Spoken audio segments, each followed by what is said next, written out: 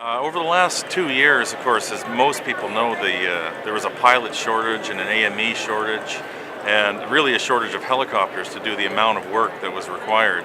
And over the last 6 months, things have turned down completely, basically everywhere in the world, I think. But in Canada, we've experienced a large downturn in seismic and oil and gas exploration. Far less work in the tourism side of things, and that's heli skiing or fishing lodges, fly-in fishing, that type of thing.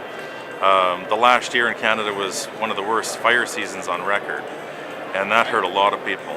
And I think diversification is definitely the best thing that an operator can do for himself.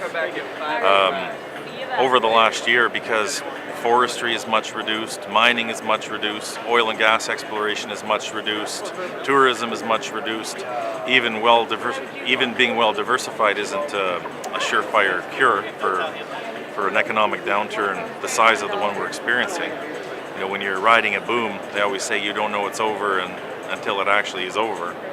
And I think a lot of operators in Canada were running far more aircraft than what the market would have borne for more than a year or two.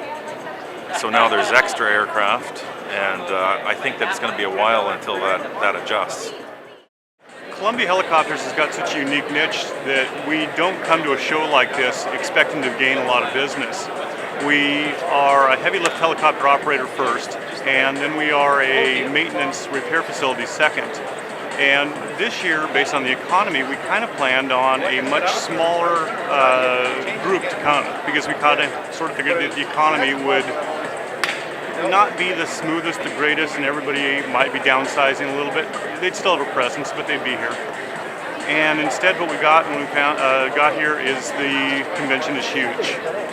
We are kind of completely understaffed.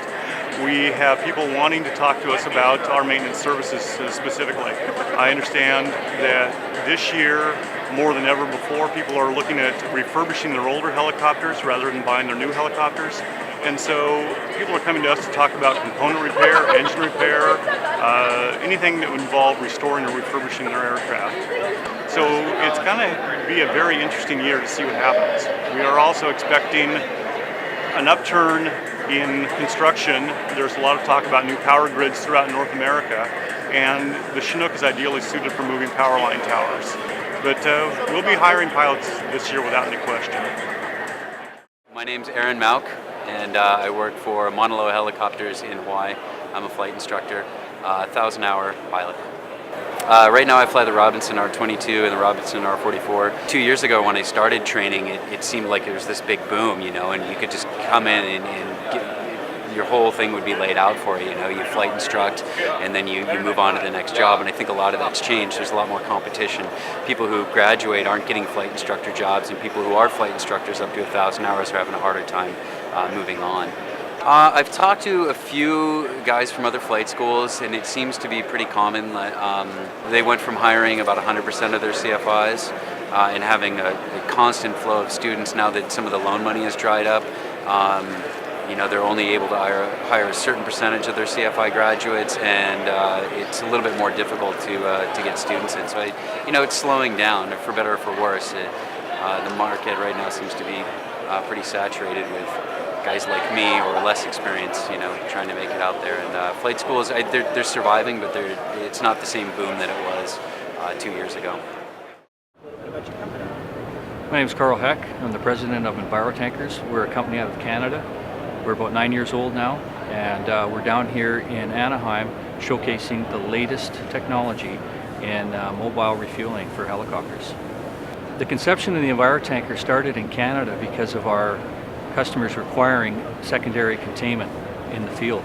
What we found is we were going into remote areas close to protected bull trout habitats, waterfalls, rivers, streams, with large quantities of fuel, 40,000 liters. What we did, we developed a tank that would self-contain the fuel inside the tank, which made it very easy for our operators to move around and make more remote areas accessible.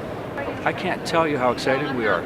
We have more interest in this tanker by more of our customers and clients than we could have imagined. we've been hearing a lot of comments from other people about the doom and gloom, about the problems within the economy and the helicopter industry, but we're not seeing it. And we think we're not seeing it because we have a product that's environmentally friendly. And I think, in my mind, the companies that do have are heading towards the environmentally friendly products are the ones that are going to experience growth.